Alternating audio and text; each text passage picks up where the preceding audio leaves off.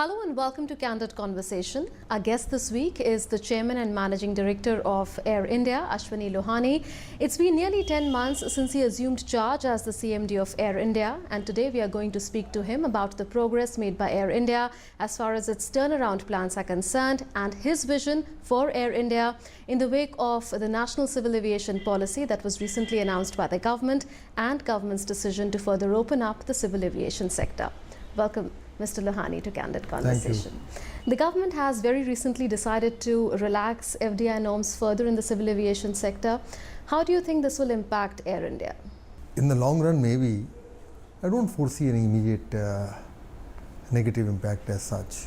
Looking at only positivity as far as Air India is concerned. What do you expect in terms of impact as far as competition is concerned? Will the competition become tougher because you're already seeing competition in the already a lot of competition in the domestic sector. Yes. In the international sector, we don't have much competition. But if competition is a fact of life, then I have to face it. I have to improve my services, and I have to be nimble-footed as fast as the private sector. But I can't do anything about the competition. I just can't wish the competition away. It's going to be there, and with this relaxation in the FDI as well as the 520 rule, the competition can only go up. But ultimately, I also have to look at or even bother about the final consumer, the traveler. The traveler should have more choices. He should get the best bargain. So why should I think of coming in the way of that? It's good, something good which is happening. We'll have to increase our efficiency and improve our operations and do all that which is required to be done to survive. How are you gearing up to implement the government's National Civil Aviation Policy, under which several underserved cities, tier 2, tier 3 towns and cities would be connected under the regional connectivity push in that policy? You see, that is one space which we like to occupy. The space is still vacant. The other airlines of this country are not really going to those spaces. They are between major cities. And this new policy on the civil aviation policy, which is a very, very progressive policy. I am not saying it just because I am from the government, but I am saying it because as a professional I feel it's a very, very positive move of the government, and the policy is really damn good. And it talks about regional connectivity, talks about connecting the tier 2 and tier 3 cities of India and incentivizing that connecting process, talks about that. Absolutely. And we in India already looking at that. We had launched our Connecting India program quite some time back, couple of months back. We already had a meeting with the various state governments asking them, which cities do you want us to connect? And we already have a small arm of Air India. It's called the Alliance Air. It's a subsidiary of Air India. It's a small arm which is supposed to do that work. It's not being doing much, but that is the work it was supposed to do. That is why it was born. So we have things in place. We are looking at expanding this small arm of ours, Alliance Air. In the smaller aircraft category, we have 72-seater ATRs. I think purchasing more ATRs. See, this company Alliance Air had 11 aircrafts so far, and looking at it becoming a 40 aircraft company in the next 4 years. Major expansions. You're also looking at inducting around 100 aircraft and all? 100 aircraft for the group. 4.5 years? For the group entire group? Group as such, but out of that, about 30 will come here in Alliance Air, which is for regional connectivity. But do you expect that even on these new regional routes that would be connecting, as I said, the underserved towns, again, there will be a great deal of competition with a number of private airlines also wanting to that is why we want to have the first movers advantage, and we want to grow very, very fast. And the market, Indian market is just exploding.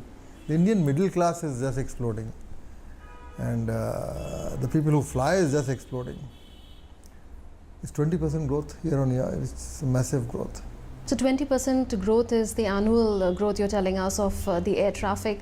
If we now talk about the turnaround plans of Air India, around 22,000 crore has already come in as equity infusion into Air India from the government since 2012. Yeah. 7,000 crore rupees is what is left by 21-22. Right. How are you faring on your restructuring plans or turnaround plans, and do you expect that the Air India will be wanting more money after 21-22? No, if we ask for more money after 21-22, then I think it's just not worth it. That scenario should not be there. We should not be looking at getting more money from the government beyond that.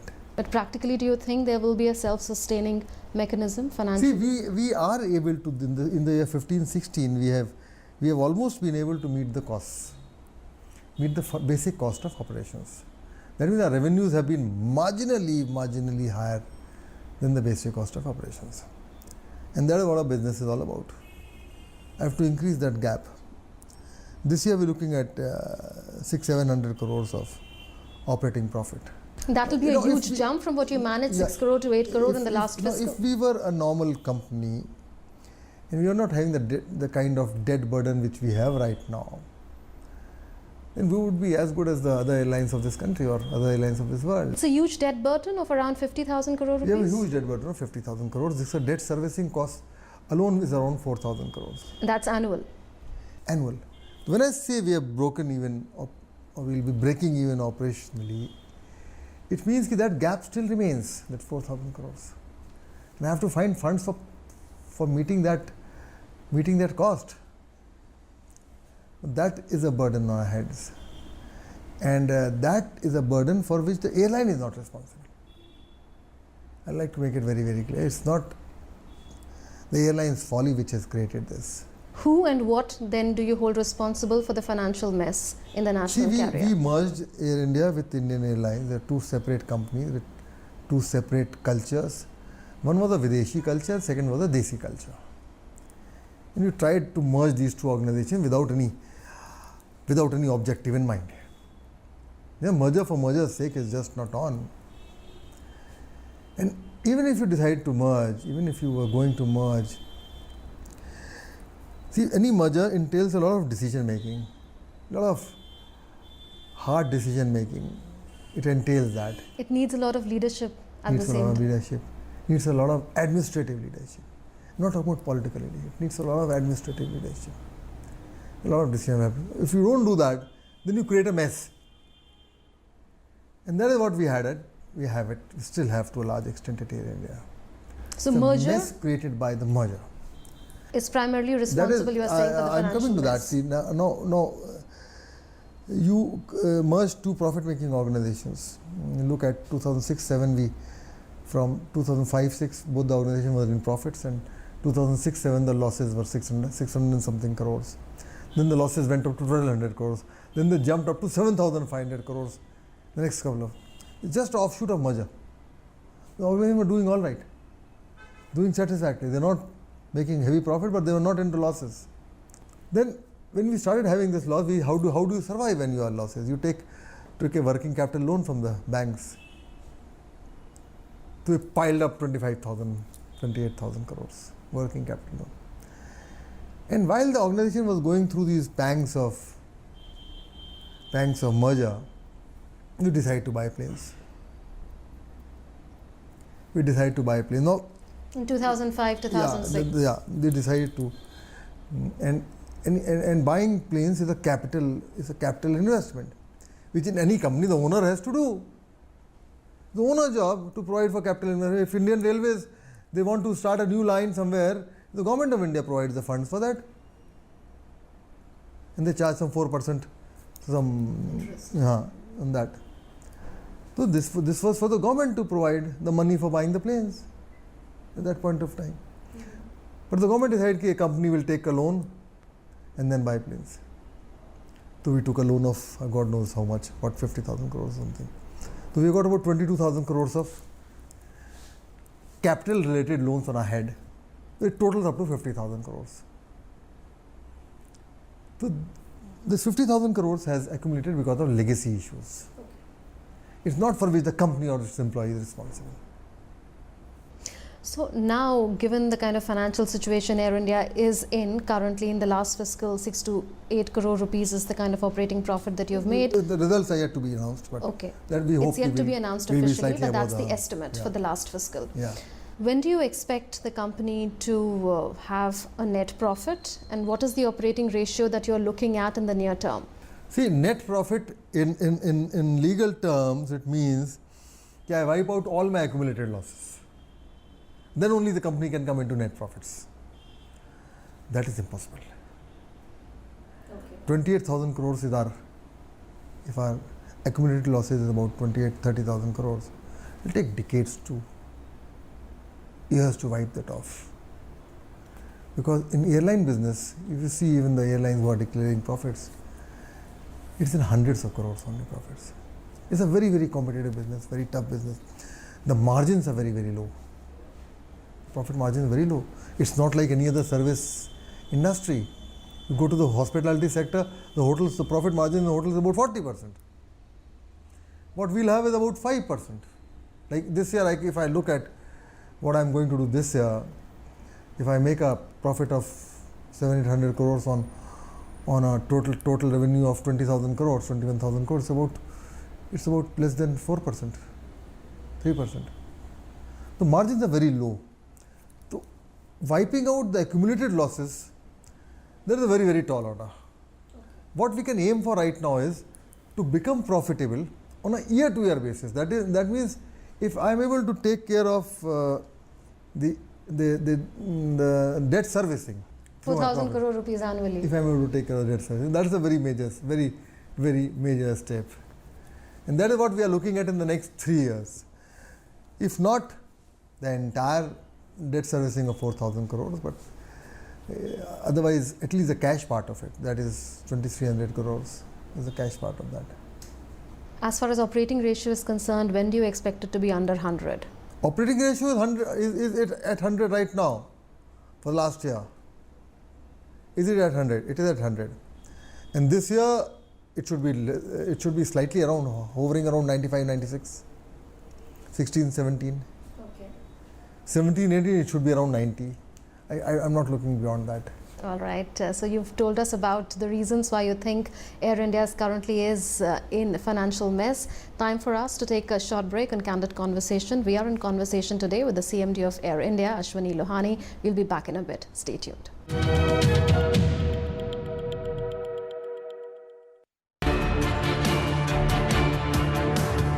The Navy gives me the opportunity to fulfill my desire. The Navy gives me the opportunity to fulfill my duty. The Navy gives me the opportunity to fulfill my destiny. The Navy gives you more. Indian Navy, an ocean of opportunities.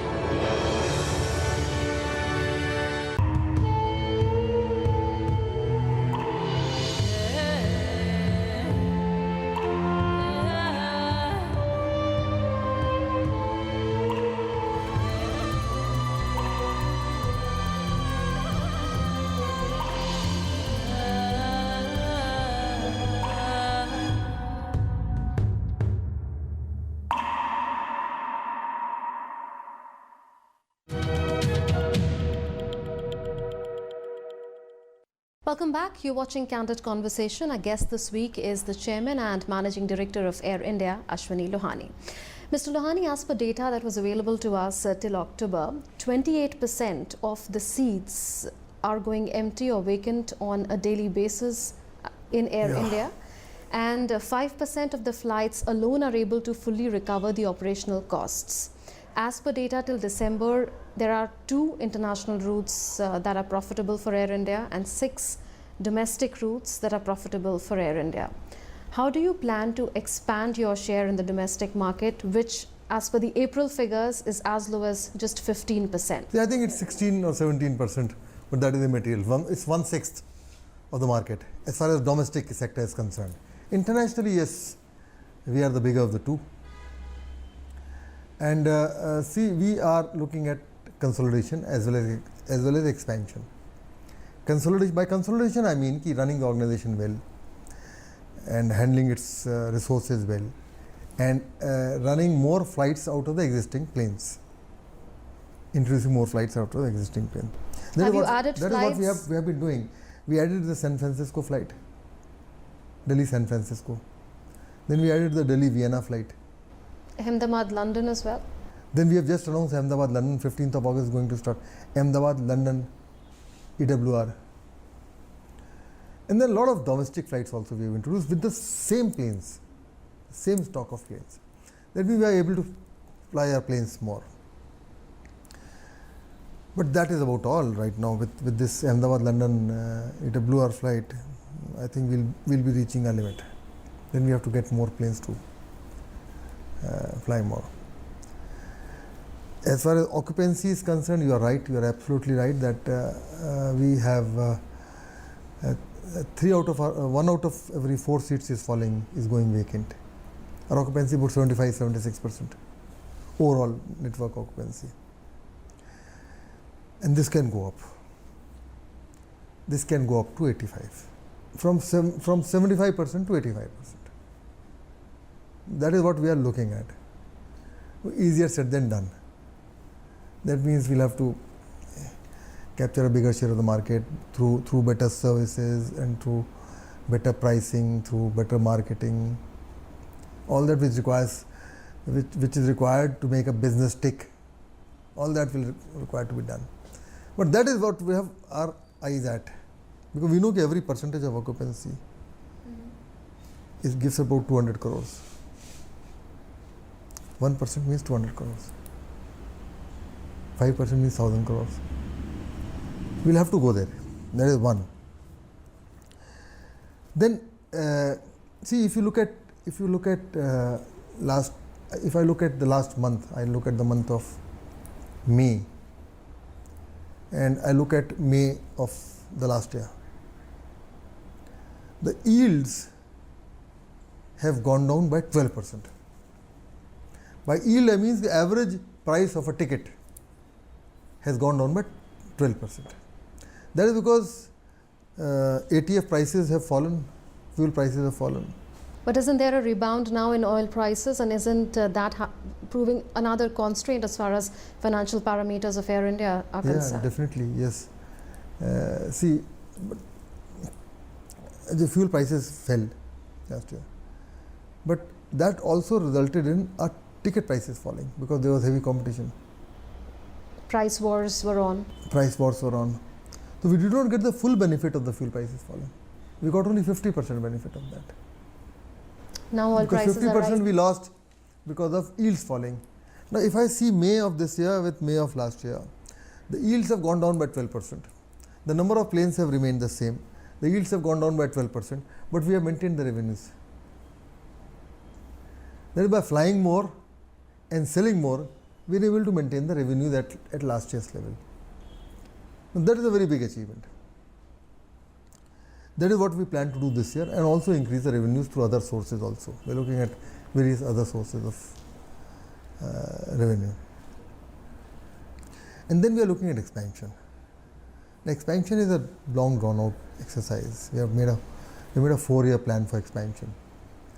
And when we were making a plan, the thinking was we should just double the number of aircrafts. Now, previously, the strategy used to be we used to decide where to fly first. We used to go into the rationale of why to fly there first. But route rationalization is what you are still doing, aren't you? Route rationalization is a part of it is, yes, looking at that very aggressively, but that's an integral part of the business as such. The hotel ke kamre bechta hai jo aadmi, every day looks at hotel prices of other hotels, and then he decides what price he should sell his hotel. It's a inherent part of the business. If you are not doing it, then there is something wrong with us. It has to be a daily exercise of the dhandhe ka main. It's at the core of the business, route rationalization. It has to be a regular, everyday part of the business. But that culture is yet to sink in fully. So we are looking at, we decided to expand, we decided to add 100 planes. And then we said keep 45. But why is this expansion being done through the lease route? Why are you not buying aircraft How do I buy? outright? How do I buy? For buying, I don't have money. I'll have to take a loan. Nobody will give me a loan because we are a loss-making company. I'll have to get a government guarantee, then I'll have to go to the government, then I'll have to go to the cabinet, and it will go for a 6. So we have decided to take the lease route. We'll take planes on lease. 12 years lease. It's the only option we have. We don't have the buying option. If we had that kind of option, we would have preferred that. Because see, the outgo every month is the same. Whether I give it for the lease rental or I give the interest cost, outgo is the same. But the only with purchase, the thing is that after 12 years the lane remains with us. In leasing, after 12 years it will go away. If you are able to survive 12 years, then you don't have to bother about these small things.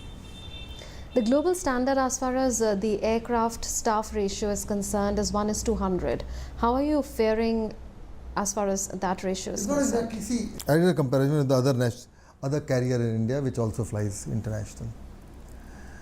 I took the same areas of operation: pilots, cabin crew, commercial part. Now, whichever is outsourced, we did not take that. We compared apples, and the results were surprising. We were lower than them by about 20 employees per aircraft. And I said, how is that possible? Because I have my inefficiencies of the government sector. I have my watchdogs, the CAG, the CVC, the parliament, the ministry. They don't have that. The chairman of JET, he can just pick up a phone and hire staff. Or any private airliner, he can just pick up a phone and place an order for buying planes. I have to create a file, I have to go through processes, and I have to do all that. So my staff to plane ratio obviously has to be higher. Is there a staff crunch then in Air Yes, India? there is a staff crunch. We have a major staff. Have you begun hiring? We have to begin hiring, otherwise we'll just die out. Because we did not stop retirement. People kept on retiring, but we put a freeze on recruitments. And how foolish that can be! We're just waiting to collapse. My average age is already above 50. How can I run an airline with an average age of 50? I should have youngsters, MBA and BTech youngsters who should be in the corridors discussing things, finding solutions. We stopped recruitment totally. But there has been a perception that there's a lot of flab in terms of manpower in Air India. It is not efficiently managed. Now I understand you have a shift schedule working for your cabin crew as well as pilots. There are also reports that suggest that in terms of the number of hours that a pilot flies on a monthly basis, Air India falls short of industry standard. See, one thing you have to appreciate is that there is a difference between the public sector and the private sector. Give me the same powers which a private sector chief executive has, I'll give you the same results as a private sector airline gives in every single parameter. When you compare, then you have to compare in totality. That we don't do. And then second thing is that there are a lot of wrong perceptions. The perception about flab is totally wrong. I have run corporations in the past. I know that there is a scarcity of staff now. If I continue with this for the next 3 years, in 2019 we'll sink. By 2020 we'll totally sink. Is poaching still a problem of pilots? It's not only pilots. It is every category of staff. Do you think I can run an organization without HR people? Do you think I can run an organization without commercial guys? Without finance guys? Without engineers? It's not just the pilots who run the organization. Every single, even my peon runs the organization. Can I manage without a peon? Unless I totally change the culture of the organization. This is a problem in every single category. Because we stopped recruitment. And we decided, based on perceptions, most of which were not accurate, that we have a flab. And now we have come to a stage where we are becoming skinny now. So this is a real issue. There have been several HR issues. You've pointed out some. The attrition rate was high. You're saying people kept retiring and there was no recruitment happening at the same time. There is also this issue of wage harmonization that Air India has been confronting since the merger that has been criticized a lot since 2007. Is the management and the employee on the same page on several HR issues, including wage harmonization? Because you're also cracking down at the same time on indiscipline. Yeah. See, as far as discipline is concerned, there is a Lakshman Rekha. Anybody violates that, he goes for a high jump. We're very clear about it. And that our staff has also understood now.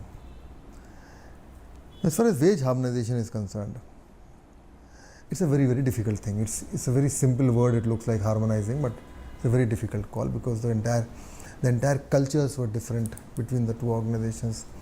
The salary structures were different. The grades were different. The designations were different. And everything was different. How do you hire houses? How do you hire a taxi?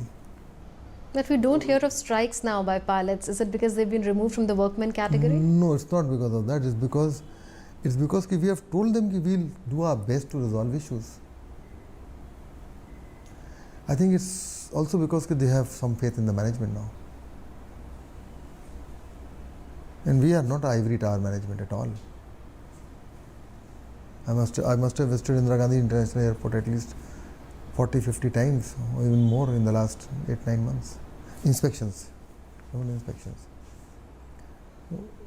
So they have started having faith in the management, but again we'll have to solve issues also. We'll have to resolve issues. Going back to the financial woes of Air India, on a question on disinvestment that was asked recently to the Civil Aviation Minister, he said that the books of Air India are so bad that there will be simply no takers for stakes of Air India. Is disinvestment or privatization, according to you, an answer to the financial woes of the national carrier? It's a very difficult question. Very difficult question to answer. Yes, books are bad. I told you about the books. But on a year-to-year basis, yes, we have hopes we will be able to compete with the private sector. Year-to-year basis performance. And that is what I am looking at right now, running the organization well. I am not thinking about disinvestment or anything else. I am just looking at running the organization well, because that is the only way we are going to survive. And we require all the support for that. Critics say that there will be never any privatization of Air India because of a mutually convenient relationship that exists between the government and the national carrier. How would you respond to that? I have not seen a relationship as such. I have not seen any mutually convenient relationship, which they say. I don't find any interference in my working. I don't find any requests. Only thing is my powers are constrained because of being in the public sector. That is a constraint, that is a major constraint, but other than that I have not found anything as such. Whether it was there in the past or not, but right now as things stand today, I think it's a very, very good scenario. There is no mutually convenient relationship. So I can't go by what people say, I can only go by what I feel. And I feel that this organization on a year-to-year basis, yes, possible to run it as well as the others, despite all the handicaps. How much has the pact with the Star Alliance helped Air India? It has helped. It has helped, but it's very difficult to quantify. And yes, some quantification is also possible. But the real results are yet to come in. It's too early. Yeah, I think we had the pact only 2 years, less than 2 years back.